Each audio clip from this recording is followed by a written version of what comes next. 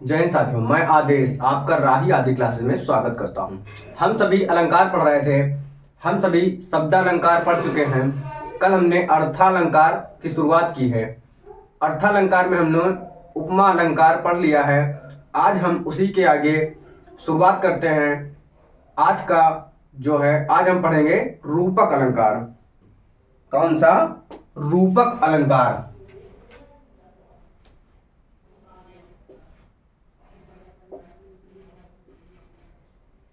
रूपक अलंकार। यहां क्या होता है कि जहां पर उपमेय में और उपमान का, जहां पर उपमेय में उपमान का भेद रहित आरोप दर्शाया जाए, वहां पर उपमा अलंकार होता है। और क्या होता है इसमें कि यहां पर जो वाचक शब्द था उपमा अलंकार में, यहां पर वाचक शब्द नहीं आएगा, लेकिन हम जब उत्प्रेक्षा अलंकार पढ़ेंगे तो वहां भी उसके अलग वाचक शब्द आ जाएंगे। तो रूपक अलंकार की हम परिभाषा देखते हैं। जहां पर उपमेय में, जहां उपमेय में उपमान का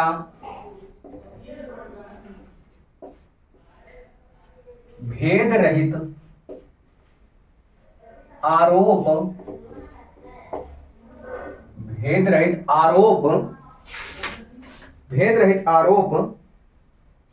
हो या उपमेय और उपमान, या उपमेय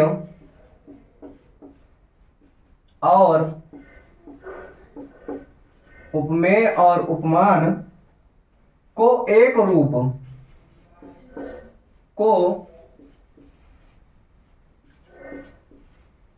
रूप दे दिया जाए, या कह दिया जाए। तो वहां पर रूपक अलंकार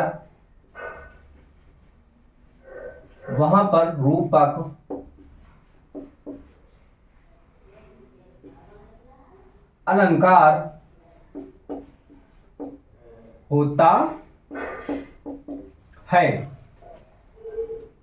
वहां पर रूपक अलंकार होता है। इसके हम उदाहरण देख लेते हैं। इसका पहला उदाहरण है चरण कमल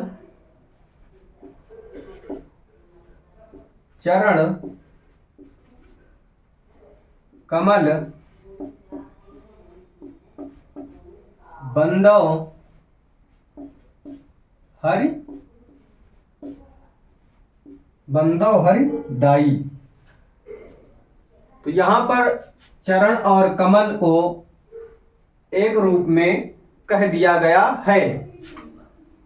अगर हम इसकी पहचान करें, किसकी? रूपक अलंकार की, तो इसमें क्या होगा, जहां पर उदाहरण, जो भी उदाहरण दिया जाएगा उसमें 90 से ज्यादा % योजक चिन्ह का प्रयोग किया जाएगा।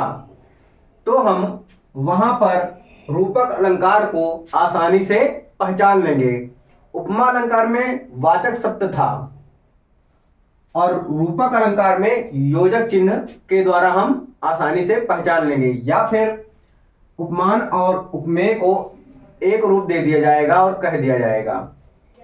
इसका दूसरा उदाहरण है कि मैं तो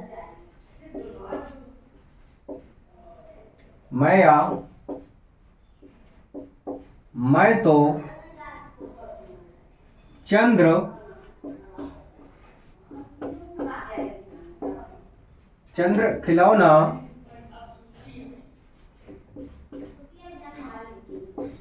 लाई हूं।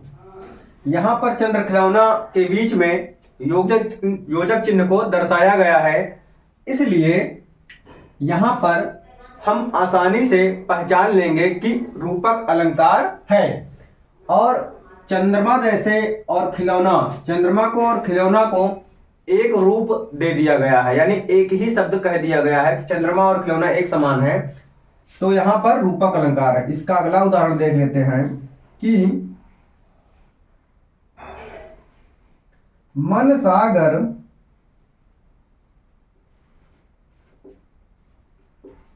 मन और सागर की गहराई को एक जैसा दर्शाया गया है, और यहां पर योजक चिन्ह का भी प्रयोग किया गया है। मन सागर, मनसा लहरी,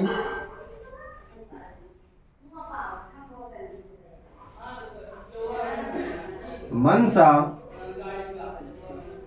लहरी, बूढ़े बूढ़े बूढ़े बहे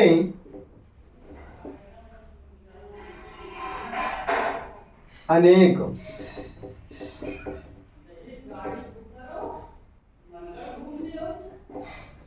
बूढ़े बड़े अनेक, तो यहां पर योजक चिन्ह भी को दर्शाया गया है, और मन और सागर को एक कर दिया गया, क्योंकि सागर की गहराई अथाह और मन भी हमारा इधर उधर भटकता रहता है, यानी मन भी अथाह है, तो यहां पर रूपक अलंकार होगा। इसका अगला है, इसके बाद हम अगला अलंकार पढ़ेंगे उत्प्रेक्षा अलंकार।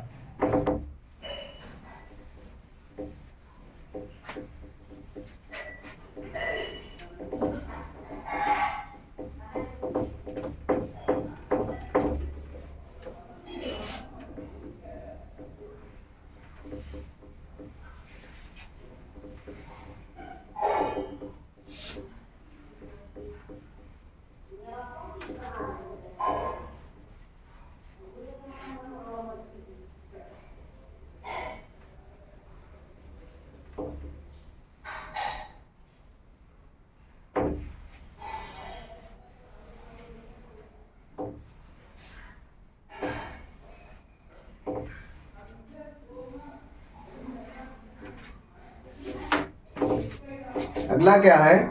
उत्प्रेक्षा अलंकार।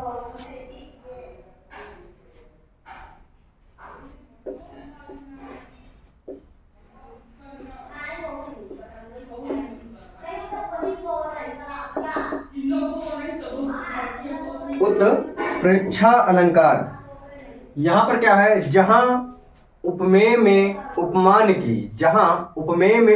की संभावना प्रकट की जाए या संभावना दर्शाई जाए, तो वहां पर उत्प्रेक्षा अलंकार होता है। जहां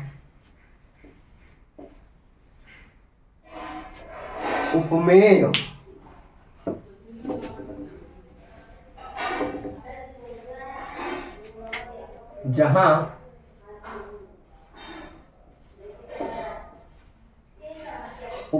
में उपमान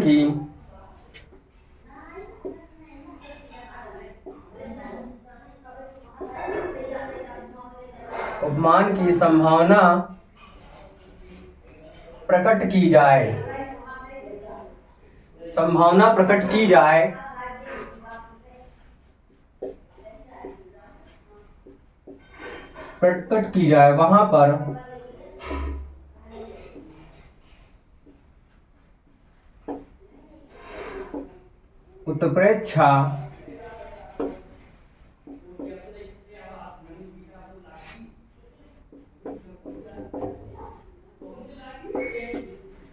वहां पर उत्प्रेक्षा अलंकार होता है।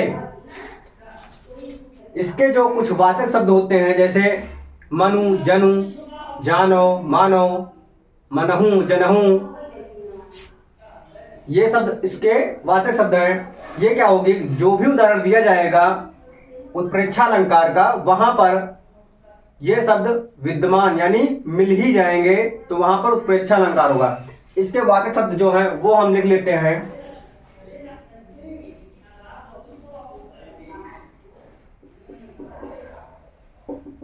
वाचक शब्द मनु, जनु मानो जानो मनहु जनहु जहां कहां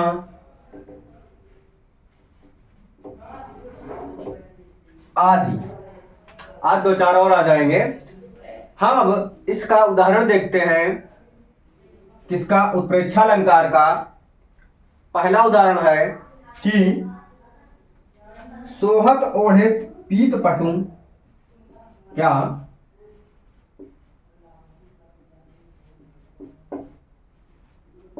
सोहत ओढ़े पीत पटु श्याम सलोने गात। श्याम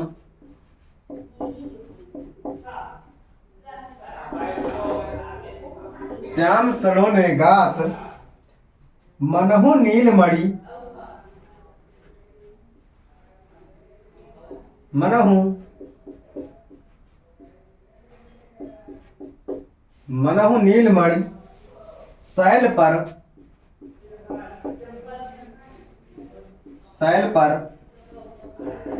आपतु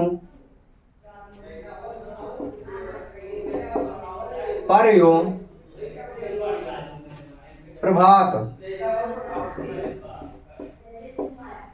यहाँ पर मनहु शब्द आया हुआ है, इसलिए उत्प्रेक्षा अलंकार है।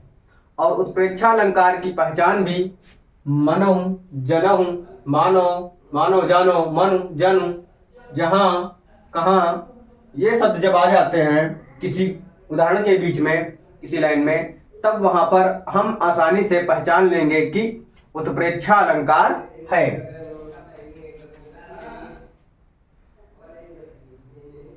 इसका अगला उदाहरण है कि चमचमात चंचल नयन।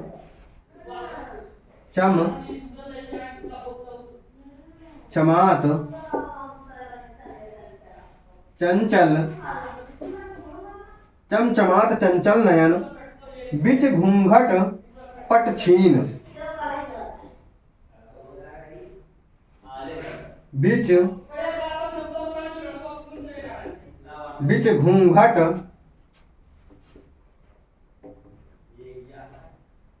पट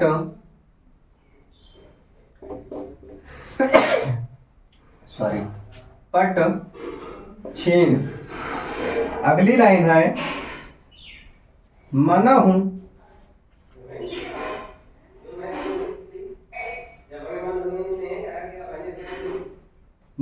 सुर सरिता